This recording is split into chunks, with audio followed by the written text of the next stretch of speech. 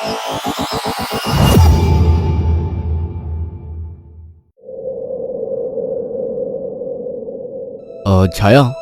मैं कुछ दिनों के लिए दूसरे शहर जा रहा हूँ। आकाश, कुछ दिन पहले तो हम यहाँ शिफ्ट हुए हैं और तुम फिर ऐसे अकेले छोड़कर काम से जा रहे हो। अरे तो नया शहर है, घूम आया करना, और मैं कॉल करता रहूंगा। ठीक है, मैं रोकूंगी तो रुकोगे थोड़ी ही। तुम फिर शुरू मत हो छाया, ये मेरा काम है। ठीक है, मैं अपना सामान लगा देती हूँ, बस अपना ख्याल रखना।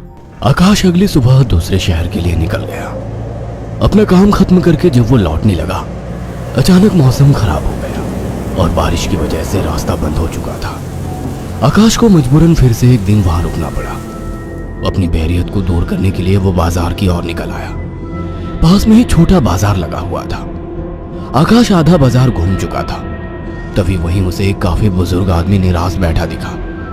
उसके पास दो छोटी छोटी मूर्ति और एक थोड़ी बड़ी मूर्ति थी, जिस पर काफी अच्छी कारीगरी की हुई थी।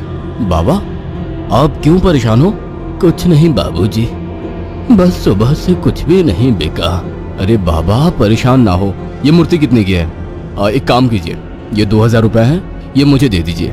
बुजुर्ग ने डरते और झिझकते हुए कहा, लेकिन बेटा, ये मूर्ति शापित है। ये सब बकवास बातें होती हैं बाबा, कोई शाप वाप नहीं होता है। लाओ, ये मूर्ति मुझे दे दो। बुजुर्ग ने कांपते हाथों से उस मूर्ति को आकाश को दे दिया। रात में आकाश होटल के कमरे में गया और फोन पर छाया से बात करने लगा। उसे ठंड सी महसूस होने लगी।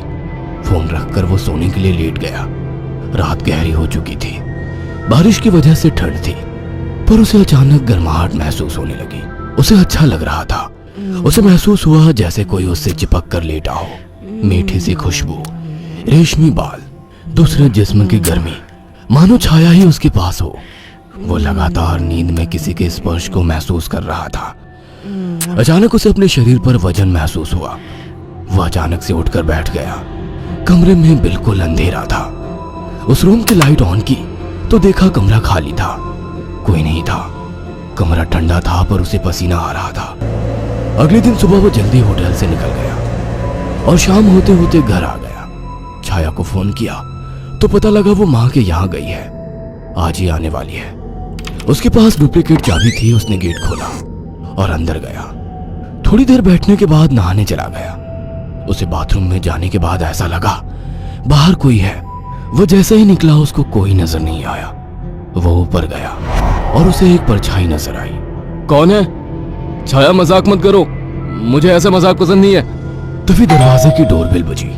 जाकर देखा तो छाया थी। आकाश उसे देखते ही खुश हुआ और उसे गले लगा लिया। तुम सही वक्त पर आ गई, मुझे लगा कोई ऊपर है। ऊपर कौन है? मेरी कोई सौतन ले आए हो क्या? कैसी बात करती हो? अच्छा छोड़ो, मैं कुछ खाने का बना लूं, फिर बात करते हैं। हाँ ये ठीक है, मुझे ही भूख लगी है। अच्छा ये देखो कितनी सुंदर मूर्ति है। खाने के बाद वो अपने दोनों कमरे में प्यार की बातें करते हुए अपने निजी पलों के आनंद में लीन होकर सो गए। मगर आधी रात को आकाश को वही खुशबू स्पर्श महसूस हुआ।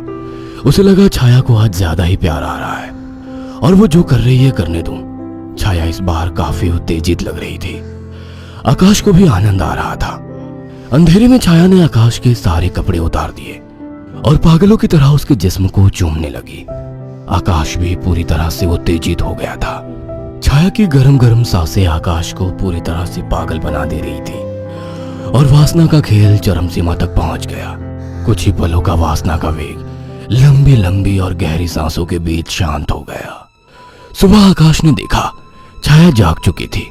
छाया चाय लेकर आकाश के पास आ गई। उठो, चाय पी लो। वह चाय के लिए उठा तो छाया बोल उठी, ये मूर्ति लेकर कब से सोने लगे तुम? अरे ये तो उस साइड में रखी थी, वहां बिस्तर में कैसे आ गई? आ गई होगी। एनीवे, चलो तैयार हो जाओ, ऑफिस जाओगे ना? लाओ इस मूर्ति को मैं रख देती हूँ। थोड़ी देर बाद छाया कमरे में सफाई करने गई। वो काम में बिजी थी पर उसे लगा जैसे मूर्ति उसे देख रही है। जैसे उसने मूर्ति की तरफ देखा, मूर्ति अपनी जगह जैसी थी वैसे ही रखी थी। छाया काम खत्म करके कमरे से निकलने को हुई तो अचानक मूर्ति गिर गई। छाया ने पलट के मूर्ति को उठाया। अचानक मूर्ति मुस्कुराई। छाया डर गई और मूर्ति हाथ से छूट गई। डरते डरते उसने मूर्ति को उठाया तो उसने देखा वो सामान्य थी। शैतान मूर्ति डराती है मुझे। ये कहकर उसने मूर्ति को अलमारी में रख दिया। काम खत्म कर छाया नहाने गई और जैसे ही उसने कपड़े उतारे और पानी का नल खोला, गर्म पानी उस पर गिरा। वो चिल्ला उठी और बिना कपड़ों के बाहर निकलकर भाग आई। उसके जिस्म पर छाले हो चुके थे। उसने आकाश को फोन किया। आकाश तुरंत चला आया और उसको अस्पताल ले गया। आकाश ने ऑफिस से कुछ दिन की छुट्टी ले ली। छाया, ये सब कैसे हुआ? पता नहीं, नल से गर्म पानी अचानक निकला। मुझे सब अजीब सा लग रहा है, मानो मुझे कोई देख रहा हो। तुम आराम करो, मैं कुछ खाने को लेकर आता हूँ। छाया लेटी हुई थी। अचानक उसने ध्यान दिया, मूर्ति उसकी ही तरफ घूर रही थी। अचानक उसे याद आया कि मूर्ति को तो उसने अलमारी में रख दिया था। अचानक वो मूर्ति हिलने लगी। छाया चीख उठी। आकाश दौड़ता हुआ आया। क्या हुआ? ये मूर्ति अभी खुद चली थी। तुम्हारा वहम होगा छाया। मगर रात को आकाश को फिर से चुंबन के स्पर्श महसूस हुए। वो नींद में था और चाह के आंखें नहीं खोल पा रहा था, परंतु आकाश को चुंबन के स्पर्श उत्तेजित कर रहे थे। उसके मुंह से आवाजें निकल रही थी। अचानक छाया की आंख खुल गई और उसने जो देखा वो हैरान रह गई। उसने देखा कि एक लड़की काली परछाई के रूप में आकाश के कपड़े खोल रही थी और वो देखते ही चिल्लाने लगी, आकाश, वो काली परछाई! अचानक कमरे के शीशे में चटक सी आवाज आई और शीशा टूट गया। आकाश उठकर बैठ गया। ये शीशा कैसे टूटा? और तुम चिल्लाई क्यों? आकाश, वो कोई काली आत्मा थी। मैंने अभी देखा, वो तुम्हारे साथ संबंध बना रही थी। क्या तुम्हें बिल्कुल पता नहीं लगा? कौन? क्या कह रही हो? मुझे महसूस तो हुआ, पर मुझे लगा तुम हो। पागल हो क्या? ऐसी हालत में मैं संबंध बनाने की सोचूंगी? आकाश, वो एक काली परछाई थी, पर वो एक लड़की थी। तभी मुझे कल रात को जब ये सब महसूस हुआ तो मुझे कुछ अजीब सा लगा था। मुझे ऐसा होटल में महसूस हुआ कि जैसे मेरे पास कोई तो है। और अगले दिन मैं घर आ गया था। तब से जब भी सोता हूँ ऐसा कुछ होता है। मुझे लगता था कि तुम हो। तभी अचानक दोनों का ध्यान मूर्ति पर गया। आकाश ने तुरंत उस मूर्ति को बाहर फेंक दिया। कुछ दिन बाद छाया पानी पीने के लिए उठी। अचानक उसकी नजर फिर से ड्रेसिंग टेबल पर रखी मूर्ति पर पड़ी। अचानक उस मूर्ति ने काली परछाई का रूप धारण कर लिया। छाया अचानक बेहोश हो गई। कुछ देर बाद उसकी आंखें खुली तो उसे सब सपने जैसा लग रहा था। अचानक वो किचन में चली गई। तभी वहां आकाश आ गया। अरे, पहले ठीक तो हो जाती। मैं तो ठीक हूँ। अच्छा। हाँ, आज तो मुझे एक अलग ही सुबह लग रही है। ओके, अब चलो आराम करो। मैंने तुम्हारे लिए कुछ दिन की छुट्टी ली है। अगर ऐसा है तो मुझे खूब प्यार करो। आज आकाश को छाया कुछ बदली बदली सी लग रही थी। खाने के वक्त भी छाया काफी अजीब तरीके से खा रही थी, जैसे वो बरसों से भूखी हो। छाया, क्या हुआ?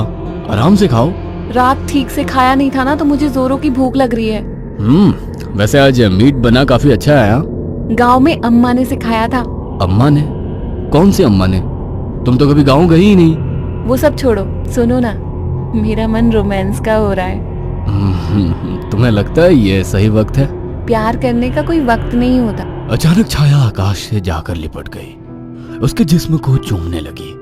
आकाश ने देखा छाया ने आज साड़ी भी अलग तरीके से बांधी थी। दोनों के बीच संभोग क्रिया होने लगी। दोनों काफी उत्तेजित थे। अचानक आकाश को फिर से छाया में वही खुशबू और स्पर्श महसूस हुआ। छाया आकाश को छोड़ने का नाम तक नहीं ले रही थी। आकाश को महसूस हुआ ये छाया नहीं है। आकाश ने एक झटके से छाया को धक्का दे दिया। रुक क्यों गए? प्यार करो मुझे, रुक क्यों गए? आवाज में भारीपन था। आकाश की आंखें बंद थी, पर जैसे ही उसने आंखें खोली, जिसमें छाया का था लेकिन चेहरा किसी और का था। आकाश ने कांपती आवाज में कहा, मेरी बीवी कहाँ है? छाया के चेहरे के हाव भाव बदलने लगे। उसका चेहरा सफेद और आंखें काली थी। वह गुस्से में बोली, मुझे पसंद नहीं थी वो, मार डाला उसे।